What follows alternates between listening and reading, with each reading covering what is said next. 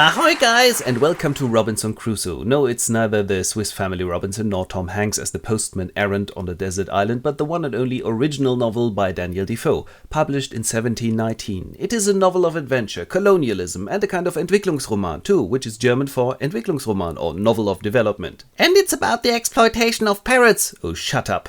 Today's cast are Robinson Crusoe of York. His father, this is Daddy, had immigrated to England from Bremen, Germany. Originally he was called Kreutzner, and this German origin of his sheds some light on his engineering talents that may just have been genetic. When he's a slave in northern Africa, he gets to know the boy Xuri, his first but not last sidekick. Shortly afterwards, he meets his benefactor, the Portuguese merchant. On the desert island then, he doesn't meet too many other people, surprisingly, mainly cannibals, and of course the legendary Friday. Those are the most important figures, and off we go. Daddy Kreutzner expects his son to become a useful member of society. You will train as an advocate. And how about being useful? This is so old school, I'd much rather take a ship to London with a friend. Which he does, and on the journey faces his first shipwreck. Oh, bugger it! This, however, doesn't prevent him from going to sea again with a merchant. We're gonna fleece the natives in Africa. Wow, 700% net gain on the first voyage. I'm organizing my own trip at once. No, pirates, shit! Lower your shields and surrender your ship, says the Moorish, that is Northern African pirate captain. You're enslaved and have to look after my garden. Well, this is boring. In time, however, he gains the trust of the captain and is allowed to go out fishing with a boat of his. There's a fellow slave aboard whom Robinson chucks overboard as a preventive measure. No! Yeah, that's Robinson's style. And he goes, Xuri, I'm gonna flee. Are you coming? I sure am. He probably doesn't want to swim back. They are picked up by the Portuguese ship Bom Dia. Bom Dia, could you give us a ride to Brazil? Fantastic. And I'll buy the boy of you. No, I can't sell Xuri. Then why don't we do leasing? $60 for 10 years and he's free if he wants to get baptized then. Deal! Robinson simply cannot resist a good deal. Excuse me? But nobody asks Xuri's opinion. In Brazil, he gets to know the concept of sugarcane plantations. Wicked! You get rich in absolutely no time, I want this! And before you can say deforestation, he's a plantation owner. His Portuguese friend goes, I'm going back to Europe, I'll fetch your property in London and get you Bibles. And Robinson could really take it easy now, but a neighbor comes up to him and goes, we need African slaves as cheap laborers on our plantations. Can't you fetch them for us? If you go as supercargo, you'll get your slaves for free. And bang, the dollar signs appear in Robinson's eyeballs again, and he goes, deal. He boards a ship. They sail away, and once more he is shipwrecked. Oh no! As the sole survivor of the catastrophe, he's cast ashore on a desolate island. Bugger it, I've got to start over again! He retrieves weapons, food, tools, and material from the wreck. I set up the raft, shit. And slowly and with infinite labor, he builds up a livelihood on the island. This is a nice spot. I could put up a tent, and then a little hut, and a little fort. Fortunately, he was able to retrieve some weapons from the wreck, and there are some goats on the island. Bang! Bah! I'm a sheep, you fucker!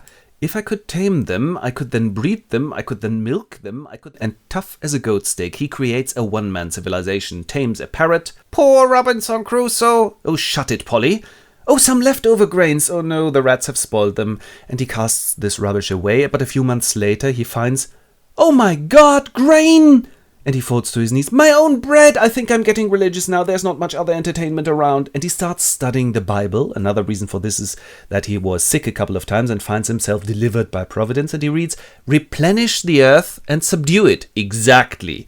And this boosts his perseverance in facing his solitude. As long as he's got paper and ink, he does a meticulous bookkeeping of all his activities. After 18 years on the island, he looks more or less like this, not quite civilized anymore, clad in goat leather, but at least he's built himself a little parasol, and he finds a human footprint. No! Cannibals! Fuck off, you stupid parrot! This happens on the other side of the island, where normally he doesn't go. Cannibals! They must have come from the mainland in order to have a picnic on some prisoners. Boy, this makes me so angry. I'll teach them! Yet it takes 5 more years until his occasion arises to rescue one of the prisoners. Whoa! And then he goes bang and shoots some of them. Whoa! I'm so scared of you, you can kill over distance.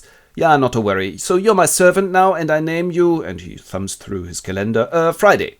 Okay, I'll teach you English, religion, and island subduing, and you are my servant, right?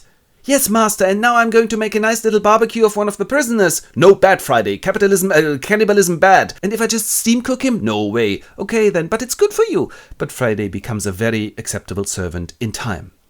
Right, Friday. Project Escape from the Island. I had built this canoe, you know, but that was so heavy I couldn't get it into the water. But now there's 2 of us, we can go over to the mainland. Of course, master. Things turn out differently, however. First, they rescue 2 more prisoners of the cannibals, an old Spaniard and Daddy! Yeah, it's Friday's father. Right, so we can escape together. Now, wait a minute. Is that a sail I see on the horizon there?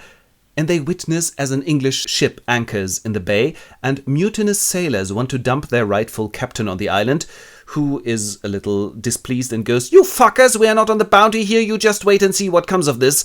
But they don't have to wait long until they see Robinson and their captain attack them. Bang! And regain control of the ship. "And now, Captain, give me a lift to England." "Aye, sir." And after 28 years on the island, he thus returns to England. "What? My plantation is still operational? Wicked, I'm rich. In that case, I'd like a caipirinha with my own cane sugar, please." And he enjoys his retirement on the beach. This nearly 300-year-old novel is still surprisingly well accessible today. We share in Robinson's excitement during his adventures and watch him grow and learn. And what does he learn? Well, first and foremost, colonialism. He is obviously chosen by God to subdue the rest of the world. Secondly, he learns capitalism.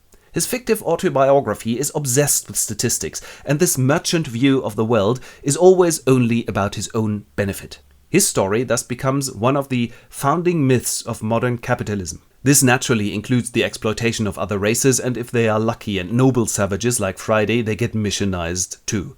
Please do none of this at home. And this, dear congregation, was Robinson Crusoe by Daniel Defoe. Vielen Dank.